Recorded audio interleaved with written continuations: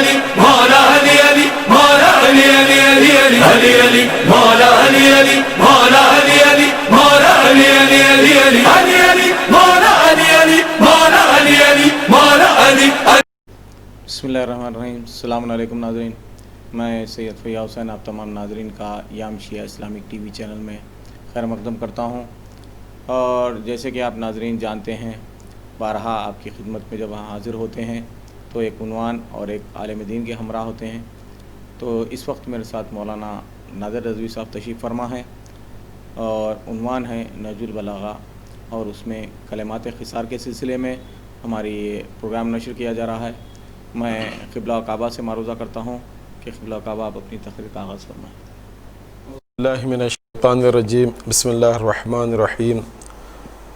الحمد للہ والصلاۃ علی اہلہا، اما بعد.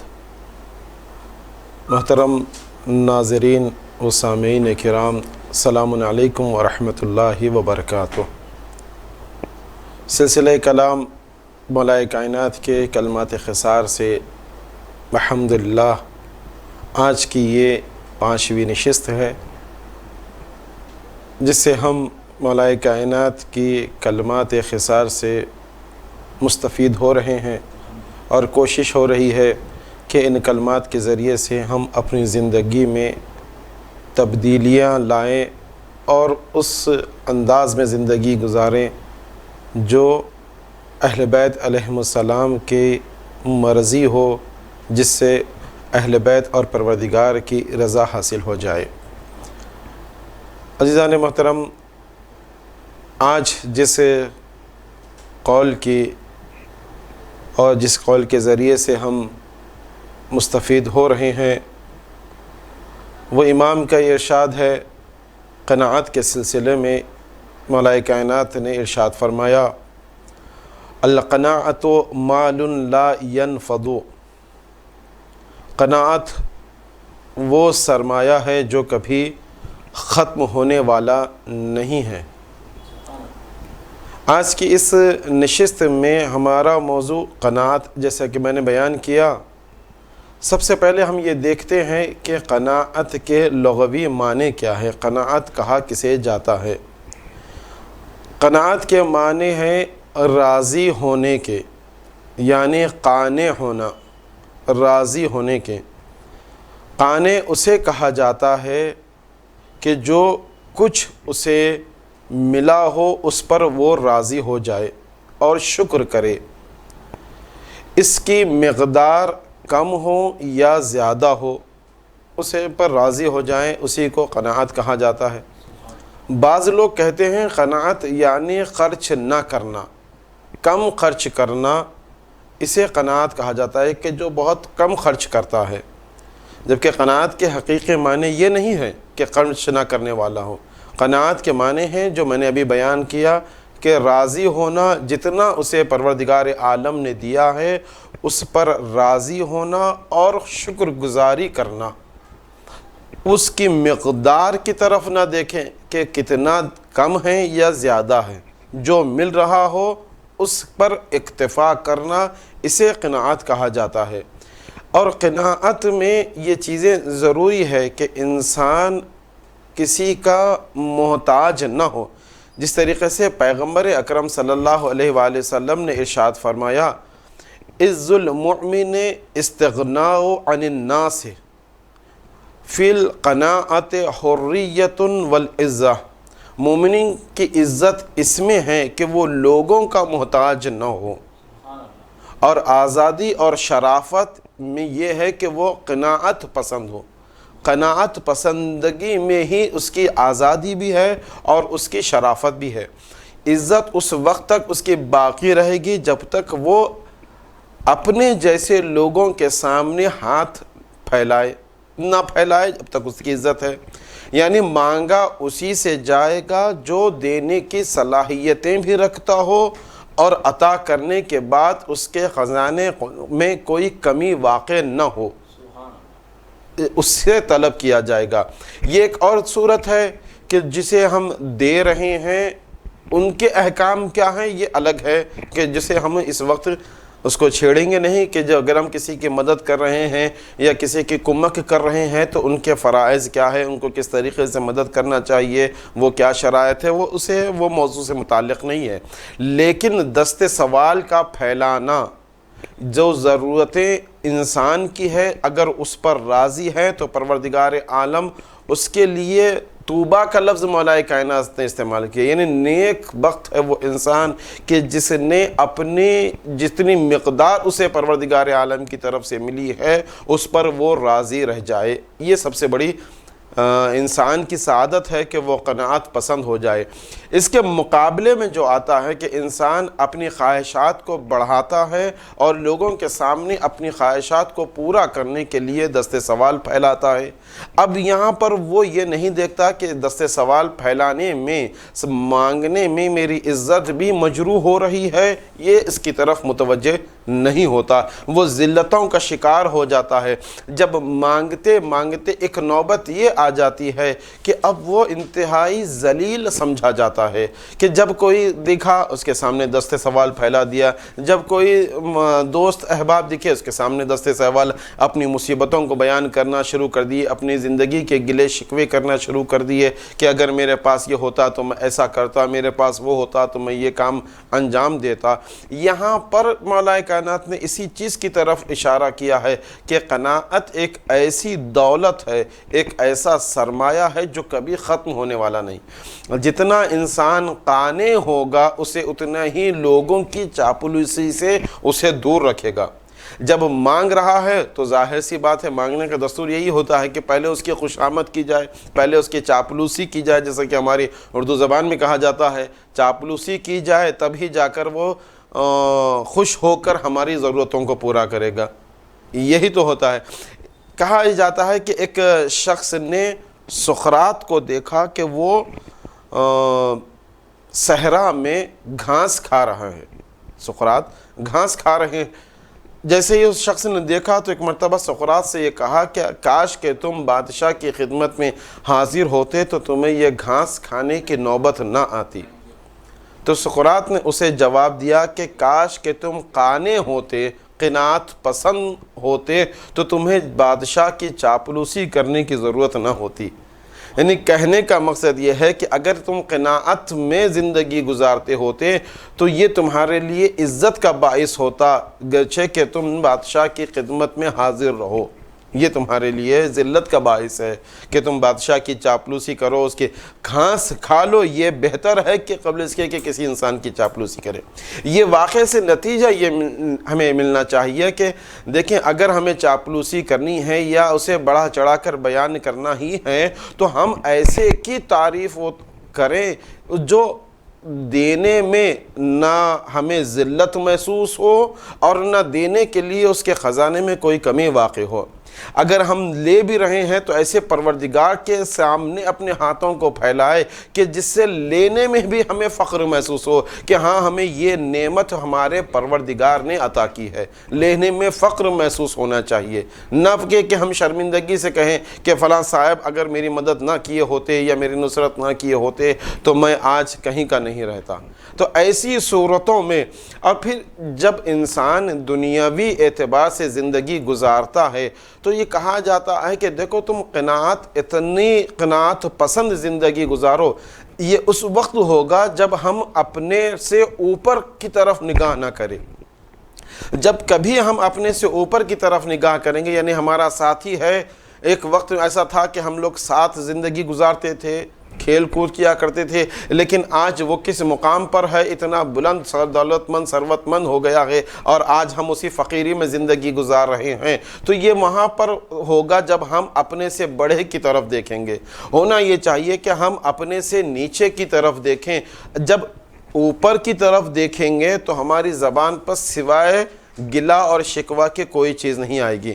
جب ہم نیچے کی طرف دیکھیں گے تو ہماری زبان پہ ہمیشہ شکر آئے گا کہ پروردگار کا شکر ہے کہ کم سے کم میں اس موقع پر ہوں، میں اس حالت میں ہوں تو میں یہ کام کر سکتا ہوں۔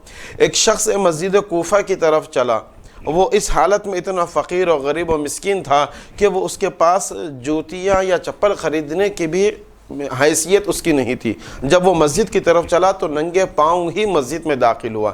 جیسے ہی مسجد میں اپنی نماز ادا کرنے کے لیے داخل ہوا تو اس نے دیکھا کہ ایک وہ شخص ہے کہ جس کے پیر نہیں ہے، جس کے پیر بھی نہیں ہے، لیکن اس کے باوجود بھی وہ مسجد کی طرف آیا ہے. تو فوراً اس کی زبان سے شکر خدا نکلا کہ الحمدللہ کہ کم سے کم میرے پاس پیر تو ہے. اس میں جوتی نہیں ہے تو کیا ہوا، پیر ہونے پر میں خدا کا شکر ادا کروں گا، اور ان پیروں میں چپل یا جوتے نہ ہونے پر میں صبر کروں گا اس پر. یعنی جب اپنے سے نیچے کی طرف دیکھے گا تو دو ہی چیزیں ہوگی جس کی طرف پروردگار عالم نے بار بار تاکید کی ہے کہ تم شکر کرو اور صبر کرو. شکر کرو، متعدد آیاتیں روایتیں موجود ہے صبر کے حوالے سے، شکر کے حوالے سے کیا کہا گیا. یہ اس وقت ہوگا جب ہم اپنے سے نیچے کی طرف دیکھیں گے تو ہماری زبان سے شکر بھی ادا ہوگا اور ہماری زبان سے ہمارے عمل سے صبر بھی ظاہر ہوگا. لیکن جب کبھی ہم اپنے سے اوپر کی طرف دیکھیں گے تو ہماری زبان پہ ہمیشہ یہی ہوگا کہ ہمارے لیے یہ میسر کیوں نہیں ہوا، ہمیں پروردگار عالم نے کیوں نہیں دیا، اس سوائے گلہ اور شکوہ کے اور کچھ نہیں ہوگا. جبکہ یہ دنیاوی زندگی کے لیے کہا گیا ہے. قرآن مجید میں آیتیں بے شمار موجود ہے کہ جہاں پر ائمہ طاہرین کی روایتیں موجود ہیں کہ یہ دنیاوی زندگی کچھ نہیں ہے، اس کی کوئی حقیقت نہیں ہے. اگر تم دنیاوی زندگی کو دیکھو گے تو یہ تمہارے لیے کچھ نہیں ہے. یہاں رہ کر تمہیں آخرت کی طرف متوجہ کرنا ہے، اپنے آپ کو آخرت کے لیے تیار کرنا ہے. یہ دنیا کچھ نہیں ہے. جس طریقے سے قرآن مجید نے ارشاد فرمایا ہے، سلسلے میں ارشاد فرما رہا ہے کہ سورہ مبارکہ انعام کی آیت نمبر 32 میں ارشاد فرماتا ہے پروردگار عالم وَمَا الْحَيَاةُ الدُّنْيَا إِلَّا لَعْبٌ وَلَهْوٌ وَلَلدَّارُ الْآخِرَةُ خَيْرٌ لِلَّذِينَ يَتَّقُونَ أَفَلَا تَعْقِلُونَ. یہ زندگانی دنیا کھیل اور تماشا کے علاوہ اور کچھ نہیں ہے، اور دار آخرت صاحبان تقوی کے لیے سب سے بہترین ہے. کیا تمہاری سمجھ میں یہ بات کیوں نہیں آتی، تمہاری سمجھ میں یہ بات کیوں نہیں آتی کہ یہ جو دنیا میں ہم زندگی گزار رہے ہیں یہ حقیقی نہیں ہے. یہاں پروردگار عالم نے ہمیں بھیجا ہے تاکہ ہم یہ دیکھ سکیں کہ ہم کیسے ہیں. دیکھیں پروردگار عالم کو اگر پیدا کرتے ہی ہمیں کہیں گے پروردگار عالم تو جانتا ہے ہمارے نفسوں کو، ہمارے مزاج کو پروردگار عالم جانتا ہے کہ ہم کیسے ہیں. پروردگار کو ضرورت نہیں تھی کہ انسان کو آزمائش کے لیے دنیا میں بھیجے، اس لیے کہ وہ سب جانتا تھا. جب ہم پیدا ہوئے تب بھی جانتا ہے پروردگار عالم کہ کون جنت میں جانے والا ہے اور کون جہنم میں جانے والا ہے. پروردگار عالم چاہتا تو اسی وقت پیدا کرتے ہی اسی وقت فیصلہ کر دیتا کہ یہ جنت میں جانے والا ہے اور یہ جہنم میں جانے والا ہے. اگر ایسا کرتا تو لوگوں کے لیے یہ بات رہ جاتی کہ پروردگار اگر تو ہمیں دنیا میں بھیجتا تو ہم نیک اعمال انجام دیتے. پروردگار عالم نے کہنے پہلے ہی یہ اہتمام کر دیا تاکہ کوئی یہ سوال ہی نہ کر سکے. لہٰذا پروردگار عالم نے دنیا میں بھیجا تاکہ لوگوں کو آزما سکے. آزما سکے کا مطلب یہ نہیں ہے کہ وہ نہیں جانتا تھا کہ ہم کیسے ہیں. آزمانے کا مطلب یہ ہے کہ پروردگار چاہتا تھا کہ تم دیکھو کہ تم کیسے ہو. ہم تو جانتے ہی ہیں تمہیں، ہم نے تمہیں خلق کیا ہے، تم ہماری مصنوع ہو، ہم نے تمہیں بنایا ہے تو ہم بہتر جانتے ہیں. لیکن چاہتا ہے کہ تم دیکھو کہ تم کیسے ہو. اس کے باوجود بھی بعض ایسے ہوں گے کہ جو قیامت میں یہ کہیں گے کہ پروردگار اگر ہمیں دنیا میں دوبارہ بھیج دے ہم وہ کام انجام دے کر آئیں گے جو ہم نے پہلے کی زندگی میں نہ کیے. جب پروردگار آواز دے گا کلا، ہرگز نہیں، یہ ممکن نہیں ہے کہ اب تمہیں دوبارہ دنیا میں بھیجا جائے گا. تو جب پروردگار عالم نے زندگی اس دنیا کو حقیر سمجھا ہے کہ یہ دنیا رہنے کے قابل نہیں ہے، کسی کو اس دنیا میں باقی رہنا نہیں ہے. اگر دنیا باقی رہنے کی جگہ ہوتی تو سب سے زیادہ حق آل محمد کا تھا کہ وہ اس دنیا میں باقی رہیں. وہ اس دنیا میں نہیں رہے تو ہمیں بھی اس دنیا میں رہنا نہیں ہے، یہ دنیا ہمیں چھوڑ کر جانا ہے۔ تو جب دنیا میں ہمیں چھوڑ کر جانا ہے تو دنیا میں اتنا ہی ہمیں دنیا سے لینا چاہیے جتنی ہماری ضرورت ہے، جو ہماری ضرورتوں کو پورا کر سکے۔ ہمارے لیے 2 وقت کی روٹی تیار ہو جائے، رہنے کے لیے گھر ہو جائے، پہننے کے لیے کپڑا ہو جائے۔ ضرورت سے زیادہ اگر ہمارے پاس ہو رہا ہے تو پھر اس کا مطلب ہے کہ جتنا ہمارے پاس ہوگا اتنا حساب ہمیں لینا ہوگا۔ کہ پروردگار عالم نعمتیں اگر دے رہا ہے، نعمتیں اور رحمتوں میں یہی تو فرق ہے۔ جہاں نعمتیں پروردگار عالم دے رہا ہے تو نعمتوں کے سلسلے میں سوال کیا جائے گا، اور اگر رحمت ہے تو رحمت کے سلسلے میں کوئی سوال نہیں کیا جائے گا۔ یہ پروردگار عالم جو ہمیں زندگی میں نعمتیں ان سے نواز رہا ہے، تو اس کا مطلب یہ ہے کہ جتنی نعمتیں ہوں گی اتنا ہی سخت سوال کیا جائے گا، اتنی ہی سوالات کے جوابات کے بعد ہمیں ہمارا فیصلہ قیامت میں کیا جائے گا۔ جتنی زیادہ پروردگار عالم کی نعمتیں ہمارے پاس ہوں گی اتنا ہی ہم سے سوال کیا جائے گا۔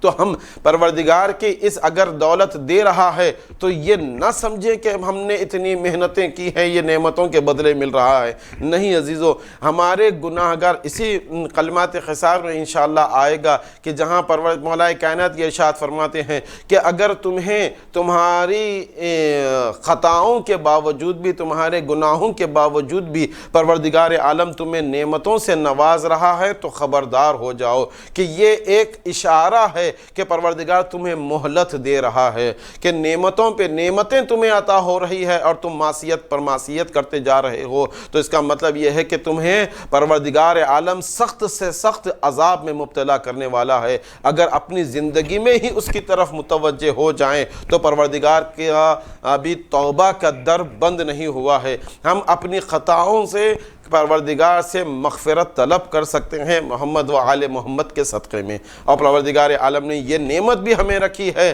کہ اگر تم آؤ گناہ گار بن کر آؤ ضرور، لیکن اگر تم نے توبہ کر لی ہے تو توبہ بھی اہل بیت علیہ السلام کے صدقے میں ہی تمہاری طلب کی جائے گی۔ تو قناعت ایسی نعمت ہے کہ جہاں جتنا مل جائے اتنا ہی ہمارے لیے کافی ہوگا۔ دست سوال لوگوں کے سامنے ہاتھ پھیلانا یہ انتہائی شرمندگی کی بات ہے۔ مولا کائنات نے اسی کی چیز کی طرف اشارہ کیا کہ تم، پیغمبر اکرم نے اسی چیز کی طرف اشارہ کیا کہ مومن کی عزت یہ ہے کہ وہ قناعت پسند ہو۔ اور قناعت کے معنی میں نے بیان کیے کہ جو مل جائے اسی پر راضی رہنا اور اسی پر خدا کا شکر ادا کرنا۔ مال دنیا ہمیں کوئی چیز ساتھ لے کر ہمیں جانا نہیں ہے دنیاوی، جو کچھ ہمارے ساتھ جائے گا وہ ہمارا کردار ہوگا، وہ ہمارے اعمال ہوں گے جو ہمارے ساتھ دنیا سے جائیں گے۔ یہ علم اگر ہم حاصل کر لیں تو علم اتنی بڑی دولت ہے کہ جس کی وجہ سے ہمیں قناعت بھی سمجھ میں آئے گی اور ہمیں اس دولت کی حقیقت بھی سمجھ میں آئے گی۔ مصر کے 2 بھائی تھے کہ جنہوں نے، ایک بھائی نے علم دین حاصل کیا اور ایک بھائی نے دولت جمع کرنا شروع کی۔ یہ نوبت یہاں تک آئی کہ جو دولت جمع کر رہا تھا اس نے اتنی دولت جمع کر لی کہ مملکت میں اس کا مقام وزیر کی حیثیت سے ہو گیا، وہ وزیر بن گیا، اور جو دولت علم حاصل کر رہا تھا اس کا مقام اتنا بلند ہوا کہ وہ دانشمند زمانہ ہو گیا، یعنی اس زمانے کا سب سے زیادہ پڑھا لکھا انسان اسے کہا جانے لگا۔ ایک وقت ایسا آیا کہ جب وہ وزیر بن چکا، جو جس نے دولت جمع کی تھی وہ وزیر بن گیا، تو ایک مرتبہ اپنے اسی بھائی کو دیکھ کر، حقارت کی نظر سے دیکھ کر یہ کہتا ہے کہ دیکھو آج میں نے دولت جمع کی اور دولت کے ذریعے سے میں آج اس مقام پر پہنچا ہوں کہ مملکت میرے ہاتھ میں ہے، میں وزیر بن چکا ہوں اور تم اسی فقیری میں زندگی گزار رہے ہو۔ ایک مرتبہ اس دانشمند بھائی نے جس نے علم حاصل کیا تھا اس نے کہا کہ الحمدللہ، خدا کا شکر ہے کہ میں انبیاء کی میراث کو پا رہا ہوں، میں انبیاء کی میراث کو میں نے پایا ہے اور تم نے فرعون و حامان کی میراث کو پایا ہے۔ انبیاء کی میراث علم و حکمت ہے، فرعون و حامان کی میراث دولت ہے، دولت و حکومت ہے، تمہیں وہ نصیب ہوئی، میرے حصے میں یہ آیا۔ تو یہ ایک ایسی نعمت ہے پروردگار عالم کی طرف سے کہ اگر کوئی قانع ہو جاتا ہے تو اسے چاہیے کہ وہ اپنی قناعت پر کہ قناعت کے آپ نے لفظی معنی بیان کر دیے، مگر دنیا یہ سمجھتی ہے کہ قناعت کو کنجوسی، جی اس سلسلے میں آپ یہ بیان واضح فرما دیجئے کہ کنجوسی کسے کہا جاتا ہے؟ کنجوس آدمی جسے اس کا حساب بھی بہت سخت ہے تو کنجوس ہوگا، جہاں خرچ کرنا ہے وہ خرچ کرے، تو اس کی تھوڑی سی وضاحت اس سلسلے میں فرما دیں۔ دیکھیے مولا کہ انشاءاللہ ایسی اقوال میں اس کا بھی ذکر آئے گا کہ مولا کائنات نے کہا ہے کہ خرچ کرو لیکن فضول خرچی سے بچو، اور قناعت کرو لیکن کنجوسی سے بچو۔ یہ کنجوسی اور قناعت، جیسے میں نے ابھی وضاحت کی کہ کنجوسی اسے نہیں کہا جاتا ہے کہ خرچ، یعنی قناعت اسے نہیں کہا جاتا کہ کوئی خرچ نہیں کر رہا ہے تو وہ قناعت نہیں ہے۔ قناعت کے معنی ہی ہے راضی ہونے کے، یعنی جو کچھ اسے مل رہا ہے اس پر راضی ہو جائے۔ آپ دیکھیں راستے میں ہم جب گزرتے ہیں تو جب کوئی سوال کرنے والا سائل ہم سے سوال کرتا ہے تو بعض اوقات ایسا ہوتا ہے کہ ہم جسے دے رہے ہیں، مثال کے طور پر میں عرض کر رہا ہوں، جب ہم کسی کچھ اپنی جیب سے نکال کر دے رہے ہیں تو وہ لیتا ہے اور فوراً چلا جاتا ہے۔ بعض اوقات ایسا ہوتا ہے کہ کوئی فقیر کوئی سوال کرنے والا سوال یہ کرتا ہے اور جب ہم دیتے ہیں تو فوراً وہ کہتا ہے کہ صاحب یہ کیا دے رہے ہیں، یہ کیا دے رہے ہیں۔ اس کا مطلب یہ ہے کہ وہ اس چیز پر راضی نہیں ہے، اور جو وہ سائل کہ جس نے کچھ نہیں کہا اور لیا، اسے نعمت سمجھ کر چلا گیا، اسے قناعت کہا جائے، یعنی جتنا مل رہا ہے اس پر راضی ہو جائے، کہیں ایسا نہ ہو کہ یہ بھی چلا جائے ناشکری کی بنا پر۔ قناعت اسے کہا جاتا ہے، اور کنجوسی اسے کہا جاتا ہے کہ جہاں پر خرچ کرنے کی صلاحیت بھی ہے اور خرچ کرنے کا موقع بھی ہے، اس کے باوجود بھی وہ خرچ نہیں کر رہا ہے۔ اسے مال میں کہا جاتا ہے کنجوس کے لیے کہ مال غیروں کے کام آتا ہے اور کنجوس مار کھاتا ہے، یعنی جتنا وہ جمع کر رہا ہے یہ سارا وہ تو وہ اپنے ساتھ لے کر نہیں جائے گا، اسے تو جو ہے اسے چھوڑ کر جانا ہے، اور جو یہ میراث چھوڑ کر جا رہا ہے وہ دوسروں کے کام آ رہا ہے۔ تو یہ کنجوسی اس کی طرف اشارہ کر رہی ہے۔ تو اسی سلسلے میں اور مزید یہ کہ قبلہ کہ جب لوگ اسراف کرتے ہیں تو اسراف کا جو سبجیکٹ ہے اس کے لیے تھوڑا سا وضاحت دیجیے۔ اسراف کے معنی ہمارے پاس اکثر یہ دیکھا جاتا ہے کہ جہاں پر اپنے اوپر اگر ہو، یعنی اگر میری ضرورتیں ایسی ہیں کہ جہاں پر میں ایک ایسا لباس زیب تن کو کروں کہ جو اپنے معاشرے اور سوسائٹی کے لائق ہو، یعنی جس محفل میں میرا آنا جانا ہے اس کے مطابق میں اپنا لباس پر خرچ کر رہا ہوں، تو یہ اسراف میں نہیں ہے۔ لیکن جہاں میرا آنا جانا، میرا اٹھنا بیٹھنا جن لوگوں کے ساتھ ہے، اس سے بہتر میں اپنے آپ کو یعنی فقر و تکبر کے لیے بیش قیمتی لباس پہن کر جا رہا ہوں، تو یہ پر اسراف ہوگا۔ کیوں؟ اس لیے کہ جہاں تمہارا گزر بسر اس لباس سے ہو سکتا ہے، اس کھانے سے تمہارا گزر بسر ہو سکتا ہے، یہ چیزیں ہونی چاہیے اسراف میں ہوتی ہیں۔ لیکن ہمارے پاس یہ ہوتا ہے کہ اسراف ہم ایسی چیزوں میں لے کر آ جاتے ہیں کہ جہاں پر اگر دیکھیں، اگر کوئی ثروت مند دولت مند اگر کسی غریب اور مسکینوں کی مدد کر رہا ہے تو اسے یہ روکا جاتا ہے کہ بھائی اتنا اسراف کیوں کر رہے ہو، اتنا کیوں بانٹ رہے ہو غریبوں کے درمیان، یہ اسراف ہے۔ اکثر آپ نے دیکھا ہوگا کہ جو ہے ایسے موضوعات پر بولا جاتا ہے کہ بھائی اتنا کیوں کھلا رہے ہو، یہ اسراف ہے۔ تو یہ چیزیں اسراف کے معنوں کو ہم بدل دے رہے ہیں، کہ جبکہ جانتے ہیں کہ امام حسن علیہ السلام نے اپنی زندگی میں اتنا خیر خیرات کیا کہ کئی متعدد مواقع ایسے ہیں کہ امام حسن کا پورا گھر خالی ہو گیا، کہ امام بانٹتے رہے۔ کئی مرتبہ ایسا ہوا کہ جب سوال کرنے والے نے سوال کیا تو امام اپنے گھر سے باہر چلے گئے اور اسے کہا کہ گھر میں جو کچھ ہے لے کر چلا جا، اس کی جتنی ضرورت تھی وہ لے کر چلا گیا۔ امام کا کئی مرتبہ پورا گھر خالی ہوا، امام نے پھر سے اپنے گھر کے ساز و سامان کو پر کیا۔ جب یہ خبر معاویہ کو پہنچی کہ امام حسن کی زندگی میں وہ اتنا خرچ کرتے ہیں، اتنا خیر خیرات کرتے ہیں لوگوں پر، خیر خیرات کرنا الگ ہے، اسراف کرنا الگ ہے۔ ہم خیر خیرات کو اسراف سمجھتے ہیں، یہ راہ خدا میں، راہ اہل بیت میں خرچ کرنے کو اسراف کا نام دے دیتے ہیں، یہ غلط فکر ہے۔ جب معاویہ نے امام حسن کے سلسلے میں یہ سنا تو اس نے امام حسن کو خط لکھا، سلام، بس ایک ہی جملہ، لا خیرہ فی الاسراف، اسراف میں کوئی خیر نہیں ہے۔ اس نے معاویہ نے یہ لکھا، سلام لکھا، اس کے بعد لا خیرہ فی الاسراف۔ کس کے سامنے فصاحت و بلاغت بیان کر رہا ہے؟ جو خالق نہج البلاغہ کا بیٹا ہے، ان کے سامنے فصاحت و بلاغت اپنی بیان کر رہا ہے۔ امام نے اسی خط کے پیچھے وعلیکم السلام لا اسراف فی الخیر، اس نے لکھا تھا کہ اسراف میں کوئی خیر نہیں ہے۔ آپ یہ سمجھ رہے ہیں کہ یہ خیر ہے لیکن یہ اسراف ہے، اسراف میں کوئی خیر نہیں ہے۔ امام نے پلٹا کر جواب دیا کہ کار خیر میں کوئی اسراف نہیں ہے۔ ایک ہی جملے میں امام نے بھی جواب دیا کہ جو راہ خدا میں خرچ ہو رہا ہے، اہل بیت کے نام پر جو خرچ ہو رہا ہے، اسے اسراف نہیں کہا جائے گا۔ اگر اہل بیت کے نام پر کوئی دے رہا ہے تو پھر آپ دیکھیں اہل بیت وہ شخصیتیں ہیں کہ جو کسی کا ادھار نہیں رکھتے۔ اگر اہل بیت کے نام پر خرچ ہو رہا ہے تو جتنا خرچ ہو رہا ہے اتنا ہی واپس آئے گا، بلکہ اس کا دگنا واپس آئے گا۔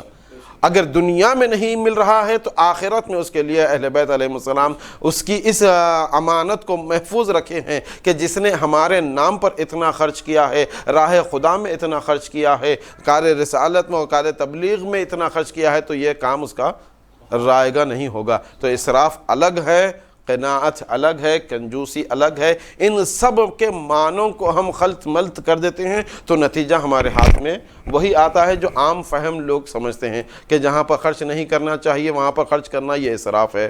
یعنی میں اس موضوع پر نہیں جانا چاہ رہا ہوں کہ جو اختلافی موضوع ہے کہ جہاں پر ہم یہ نہیں کہہ سکتے کہ یہ کار میں اہل بیت کے نام پر خرچ کرنا اسراف ہے، ٹھیک ہے۔ اور کنجوسی ایک الگ موضوع ہے، قناعت الگ موضوع ہے۔ ان تین سب چیزوں کو ہم مخلوط کر کے سمجھنا چاہیں تو نتیجے پر کبھی نہیں پہنچ سکتے۔ قناعت ایک الگ شے ہے کہ جہاں پر راضی ہونے کو قناعت کہا گیا، جتنا مل جائے اس پر ہم راضی رہیں۔ سبحان اللہ۔ ناظرین، جیسے ہم بارہا کیا ہے آپ کے روبرو آ کے کہ ہم یام شیعہ اسلامک ٹی وی چینل کی جانب سے بانی ہاشم علی مرزا، ڈائریکٹر سعادت علی خان خادم اور وہ حضرات جو اشتہارات کے ذریعے ہم سے جڑے ہیں ان حضرات کے لیے، اور بالخصوص وہ علماء ذاکرین جو بارہا ہماری دعوت پر آ کر آپ کے روبرو ہو کے زحمت اٹھاتے ہیں، ان تمام کے لیے آپ دعا فرما دیجئے۔ اور بالخصوص اور ایک ہمارا جو پروگرام ہے یام شیعہ اسلامک ٹی وی چینل کی جانب سے ہمارے بانی ہاشم علی مرزا نے جیسے گزشتہ 13 دسمبر کو قرأت قرآن کے سلسلے میں لڑکیوں کے لیے امتحانات رکھے تھے، اسی طرح لڑکوں کے لیے 31 دسمبر کو رکھا گیا تھا۔ اب اس مہینے میں بھی جو 24 جنوری آ رہی ہے اس میں بھی ایک پروگرام رکھا گیا ہے، وہ ایک امتحان ہے جس میں طریقہ کار تھوڑا سا تبدیل کیا گیا ہے۔ اس میں یہ ہے کہ جب کچھ تعداد زیادہ ہو رہی تھی تو ہمارے نوجوان بانی ہاشم علی مرزا نے کہا کہ اب کوئی تعداد اور عمر کی قید نہیں ہوگی، 9 برس سے 17 برس تک کے بچے اس امتحان میں شریک ہو سکتے ہیں۔ اس کا طریقہ کار یہ ہوگا کہ ایک بکلیٹ ہمارے پاس پرنٹ کی گئی ہے، 100 سوال 100 جواب، آپ اس میں سے تھوڑا سا مطالعہ کر لیں، پڑھ کے آ جائیں تو 24 جنوری کو دن میں ٹھیک 11 بجے بمقام دیوڑی نواب عنایت جنگ منڈی میرالم میں یہ امتحان منعقد کیے گئے ہیں۔ یہ بھی امتحانات تمام علماء کے زیر نگرانی ہو رہے ہیں اور یہ بکلیٹ بھی علماء نے ترتیب دی ہے، تو آپ اس کا استفادہ اٹھائیں۔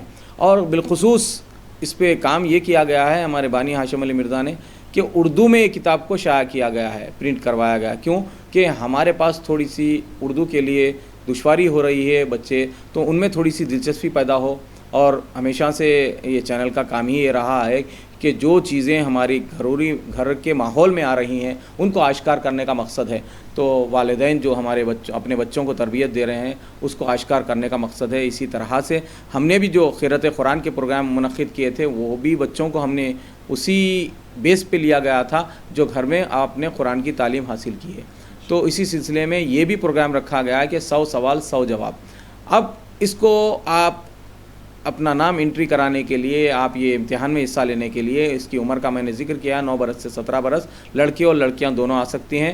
اور آتے وقت آپ ایک آدھار کارڈ کی زیروکس لا لیں، وہ اس لیے کہ آپ کا نمبر اور نام ہم اپنے رجسٹر میں نوٹ کر لیں، اور پھر آپ کو وہ آدھار کارڈ کی زیروکس لوٹا دی جائے گی، اس وجہ سے کہ یہ ہال ٹکٹ کی شکل میں کام آئے گا۔ جب آپ امتحان کے لیے آ رہے ہوں تو یہ آپ اپنے ساتھ لے آئیں تو یہی ہال ٹکٹ کا کام کرے گا، اور اس کے نتائج جو نکلیں گے ہم ڈکلیئر یہ کریں گے کہ وہ 25 جنوری کو ڈکلیئر کریں گے۔ اب جو امتحان میں کامیابی first second third fourth prize جو آئے گا ان کو پھر ہمارے یام شیعہ اسلامک ٹی وی چینل کے آفس میں ہم مدعو کریں گے، مدعو کر کے ان کو انعامات سے نوازیں گے۔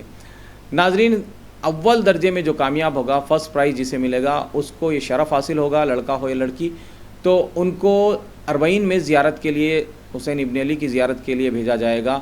یہ ایصال ثواب سمینہ فاطمہ کے جو شوہر ہے ان کی جانب سے ہے، اور آپ تمام اس میں شرکت فرمائیں اور ہم تمام کو دعائیں میں یاد رکھیں۔ پروردگارہ محمد وآل محمد کے صدقے میں ہماری اس خدمت کو قبول فرما، مزید توفیقات میں اضافہ فرما۔